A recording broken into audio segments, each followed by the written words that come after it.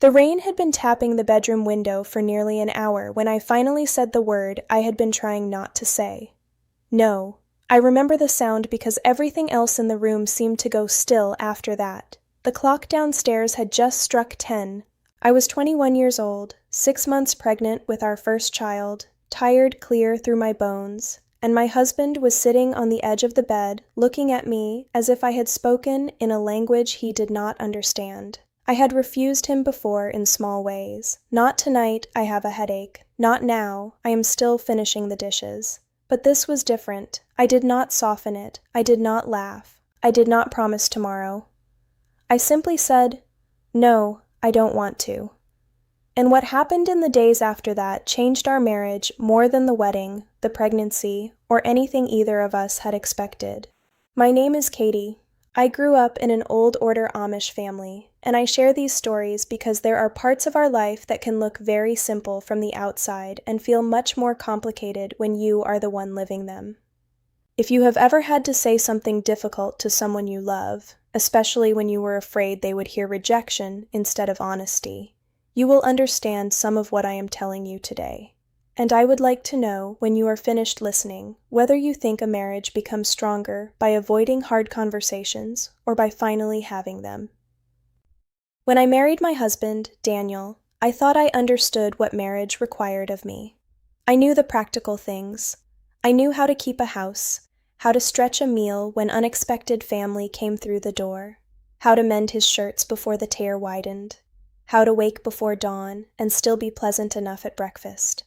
I knew there would be work, compromise, prayer, children if God gave them to us, and seasons when one of us carried more than the other. What I did not know was how much of marriage would involve learning the difference between what I had been taught to expect and what I actually needed to say out loud. Daniel was 23 when we married. He was not a cruel man, and I do not want to turn him into a villain to make this story easier to tell. He worked hard, noticed when people needed help, and took over the morning milking when pregnancy sickness left me weak. But Daniel had also been raised with his own ideas about marriage, and some were so ordinary to him that he had never thought to question them. In the community where we grew up, husbands and wives did not speak publicly about private affection. You did not hear married couples discussing what happened behind a closed bedroom door. Mothers might give daughters a few careful words before marriage. Fathers might say something equally brief to sons. Most of the rest was left to modesty, assumption, and time. That silence can look respectful, and sometimes it is, but silence also leaves room for people to fill in the blanks with whatever they think duty means. By the time I was 6 months pregnant, my body no longer felt entirely like my own. That is the simplest way I can put it. The baby moved most strongly in the evenings. My ankles swelled after long days. Certain smells made me nauseated, even though the worst sickness had passed. I could be hungry and unable to finish a plate 5 minutes later. I slept badly and then felt guilty for being tired. None of this was unusual, but it was new to me. I had never been pregnant before. I did not know which discomforts were temporary, which were normal, or which were worth mentioning. The afternoon before I refused Daniel, I had spent nearly 4 hours helping my sister and mother put up peaches. The kitchen was hot enough that the windows fogged along the bottom edges. We had 2 kettles going, jars lined on towels, and sticky peach juice on the table, no matter how often we wiped it. By 5 o'clock, my back ached, and there was a tight pulling low across my belly that frightened me. It came and went. It was not severe, but fear does not always wait for severity. Sometimes it begins with one unfamiliar sensation and grows because you have nothing to compare it with. My mother noticed me leaning against the counter. She was tying a cloth over the last crate when she looked at me and said, "A woman can be grateful for a child and still admit she is tired." That was her one sentence. She did not question me. She did not fuss. She simply handed me a cup of water and told me to sit down. I carried that sentence home with me. Daniel came in after dark, wet from the rain and smelling of damp wool and sawdust. He had been helping repair a neighbor's shed roof before the weather worsened. We ate leftover chicken stew and bread. He told me one of the horses had nearly backed a wagon wheel into the ditch. I laughed at the way he described it. For a little while, everything was ordinary. But when we went upstairs, I felt that same pulling discomfort again. I was exhausted, and more than that, I was afraid. Daniel reached for me in the familiar way a husband might reach for his wife, and I went stiff. He noticed. He asked what was wrong. I said I was tired. He waited a moment and tried to reassure me that we could be careful. That word, careful, should have helped. Instead, it made me realize he had heard my tiredness as a problem to solve, not as an answer. So I said no. He stopped. I want to be exact about that. He stopped. He did not force me. He did not threaten me. He did not raise his voice. But his face changed, and the silence afterward had weight in it. He asked, "Are you angry with me?" I said no. Then he asked, "Did I do something?" I said no again. He looked down at his hands and said, "Then I don't understand." That was the first crack in the wall, though neither of us knew it yet. I tried to explain that I was uncomfortable and scared. I told him about the tightening I had felt at my mother's house. I told him the baby had been moving strangely, though looking back, I do not think the movement was strange at all. It was simply stronger than I was used to. Daniel listened, but I could see him sorting my words into practical categories. Pain, we could ask someone. Danger, we could get help. Tired, sleep more. Fear was harder for him. Fear without proof of danger seemed to him like a thing that should disappear once someone said, "It is probably fine." He said, "But if nothing is wrong?" And I remember sitting up straighter, because suddenly the conversation was no longer about that evening. It was about whether I needed a reason he considered sufficient before my no could stand on its own. I told him, "Nothing has to be wrong for me not to want something tonight." He did not answer for several seconds, then he took his pillow and went downstairs. That hurt more than I expected. I had wanted space, but when he gave it to me in anger, it felt like punishment. I lay awake, listening to the rain, and thinking I had damaged something permanent. The baby kicked twice beneath my ribs. I put my hand there and cried quietly, not because I regretted saying no, but because I had no idea what came after it. The next morning, Daniel was already outside when I came down. There was coffee on the stove and 2 eggs covered on a plate for me. That was like him. Even angry, he would remember breakfast. It almost made things worse, because kindness mixed with distance can be harder to understand than open anger. For 3 days, we spoke politely and very little. We discussed chores. We discussed a wheel that needed repairing. We discussed whether his brother would come Saturday to help stack lumber. We did not discuss the bedroom. I began to wonder whether I should apologize simply to restore peace. The thought embarrassed me because I knew I had done nothing wrong by being honest, yet I also hated the heaviness between us. I had grown up believing peace in a home was precious. It is. What I had not yet learned was that there is a false kind of peace that comes from one person swallowing every difficult feeling so the room stays quiet. On the 4th day, I went to see my mother. I did not tell her the private details. I only said Daniel and I had disagreed about something, and I was unsure whether standing firm had been worth the distance it caused. She kept snapping beans on the porch while I spoke. When I finished, she asked me one question. "Were you truthful?" I said yes. She nodded. "Then be truthful again." That was all. On the walk home, I was almost annoyed with her. I had wanted instructions. I wanted someone older to tell me the correct sentence, the correct tone, the correct amount of obedience and firmness and patience. Instead, she gave the responsibility back to me. That evening, after supper, I asked Daniel to sit at the table. The lamp was between us. I remember the flame making a narrow reflection in the dark window behind his shoulder. My hands were cold, even though the kitchen was warm. I told him I did not want us to spend another week pretending nothing had happened. He said he did not either. Then he surprised me. He said, "I thought you were saying you didn't want me." That sentence changed the whole shape of the conversation. Until then, I had assumed Daniel's reaction was mostly about entitlement, about believing a husband should not be refused. There was some of that in the way he had been taught. He admitted it. He said that growing up, he had heard marriage described in terms of a husband and wife belonging to one another, and he had absorbed the idea without thinking much about what belonging meant. To him, being refused felt like I was withdrawing from the marriage itself, but underneath that was something softer and more frightened. He thought my pregnancy had made me regret marrying him. He had noticed me turning away more often because I was nauseated or uncomfortable. He had watched my attention move toward the baby before the baby had even arrived.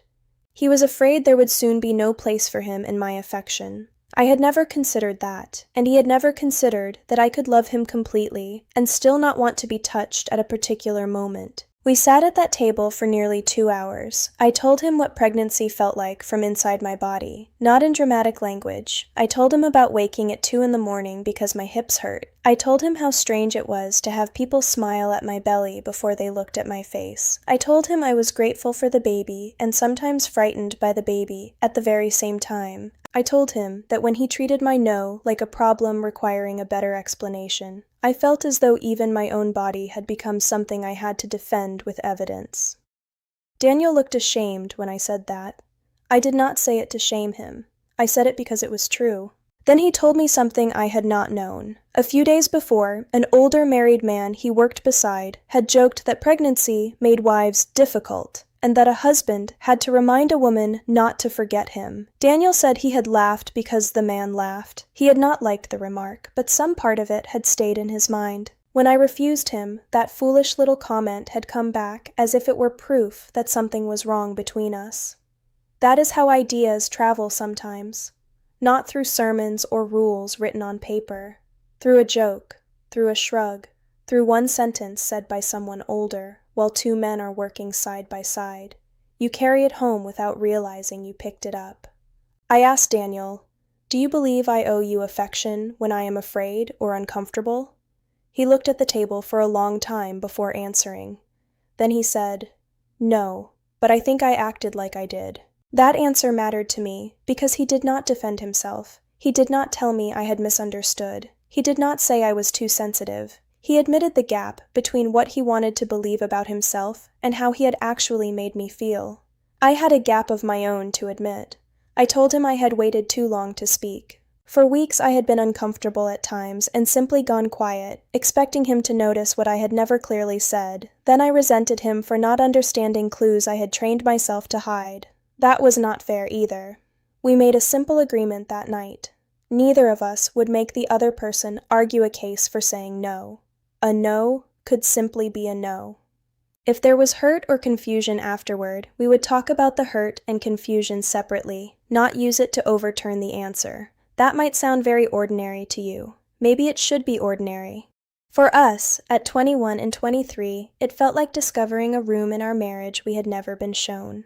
The next week I spoke with a midwife who had helped many women around us. She explained which discomforts were common and which signs meant I needed help quickly. Clear information eased much of my fear. Daniel joined part of that conversation and asked more questions than I expected. On the buggy ride home, he said, "I wish I had known you were carrying all that in your head." I answered, "I wish I had told you sooner." That became another lesson for us. Love cannot respond to what it is never allowed to see. During the remaining months of my pregnancy, our marriage grew gentler in ways that were almost invisible from outside. Daniel began asking instead of assuming. I became more willing to answer honestly instead of saying I'm fine, until I was angry that he believed me. If I was exhausted, I said so. If he felt pushed aside, he said so. Not elegantly. We were not suddenly wise. Sometimes one of us still became defensive. Sometimes we misunderstood each other and had to begin again the next morning. But the room no longer filled with that same kind of silence. There is one evening I remember especially. I was about 8 months along, and the baby had been restless all afternoon. After supper, I sat in the rocking chair, with my feet on a low stool. Daniel came over, crouched beside me, and asked, "Do you want company, or do you want quiet?" It was such a small question. I said, "Company, just company." So he sat on the floor beside the chair and told me about a board he had cut wrong in the shop, and how he had tried to blame the saw before admitting it was his own measurement. I laughed so hard the baby shifted. We stayed there until the lamp burned low. Nothing dramatic happened. That is why I remember it. Before, I had thought closeness meant knowing what the other person wanted without asking. After that difficult week, I began to understand closeness differently. Sometimes closeness is asking. Sometimes it is hearing an answer you did not hope for and staying kind anyway. Sometimes it is trusting that a boundary is not a wall. Our child was born healthy in early spring. The labor was long, and I will spare you those details, but I remember Daniel's face when he first held the baby. He looked terrified and amazed at once. Later, when the house was quiet and we were both exhausted, he told me he finally understood a little of what I had meant when I said pregnancy had made my body feel unfamiliar to me. He said watching birth had shown him how much had been happening inside me that he could never have fully seen from the outside. I told him he still did not understand all of it. He smiled and said, "I know." That answer made me trust him more than if he had claimed he understood perfectly. Years can make a memory look cleaner than it was, so I will not pretend one conversation solved everything forever. We had other disagreements and old habits returned at times, but that refusal became a kind of marker in our marriage. There was a before and an after. Before, I thought being a good wife meant preventing disappointment whenever I could. After, I understood that a marriage built on one person hiding discomfort is not actually protected by that silence. It is weakened by it. Before, Daniel thought love meant access to every part of each other's life without hesitation. After, he began to understand that love also means restraint, patience, and the willingness to hear no without turning it into a verdict on your worth. And both of us learned that the person you marry is not finished on the wedding day. You keep meeting new versions of each other. Pregnancy introduced Daniel to a version of me who was more frightened, more tired, and more protective of her own limits than the young woman he had married. Becoming a father introduced me to a version of him who could question things he had accepted without thinking. Neither version was worse. They were simply new. When I look back now, what stays with me most is not the night I said no. It is the fact that several days later, we chose to come back to the table. That is the part I wish more young couples understood. The most dangerous disagreement is not always the loudest one. Sometimes it is the quiet disagreement you never return to because both people are too embarrassed to name what it exposed. We could have buried ours. I could have apologized for having a boundary I did not need to apologize for. Daniel could have decided my refusal proved something about my love for him. We might have remained polite and slowly become less honest. Instead, we learned to ask a harder question. What did this moment reveal that we have not known how to say? For me, the answer was that I needed to believe I could be loved without always being agreeable. For Daniel, the answer was that he needed reassurance without expecting me to surrender my comfort to provide it. Those were not lessons about husbands winning or wives winning. They were lessons about becoming safe enough with one another to tell the truth. I still believe marriage asks a great deal of two people. Patience, loyalty, sacrifice, forgiveness. There are days when you do something because the other person needs you and you would rather rest. There are seasons when one person carries more work because the other cannot. But sacrifice only has meaning when it is freely given. Fear and obligation can imitate devotion for a while, but they do not create the same kind of trust. That is what changed our marriage forever. Not that I refused my husband during pregnancy, not even that he was hurt by it. What changed us was learning that we could survive an honest no and still move toward each other afterward. In fact, we became closer because the answer did not have to be yes every time. If you are listening to this, and you have ever been afraid that honesty will disappoint someone you love, I cannot tell you exactly how your conversation will go. Every marriage is different, and every person brings their own history into a room. But I can tell you what I wish I had known at 21. You do not protect love by making yourself impossible to disagree with. You protect it by giving truth somewhere safe to land. That night in the rain, I thought the word no might have broken something between us. Looking back, I think it broke open something instead. It forced us to see the assumptions we had carried into marriage without ever examining them. It made Daniel ask what respect looked like when he felt rejected. It made me ask why I believed peace was always my responsibility to preserve, and it taught both of us that tenderness is not proven by never disappointing each other. Sometimes it is proven by what you do after disappointment arrives. If stories like this help you understand the quieter, more complicated parts of Amish life, you can subscribe and stay with me for more. I share these memories because simple living does not mean simple feelings. And sometimes the lessons that stay with us begin in moments we would once have preferred to forget. And I would like to hear your answer to this. Do you think the hardest conversations can strengthen a marriage when both people are willing to listen?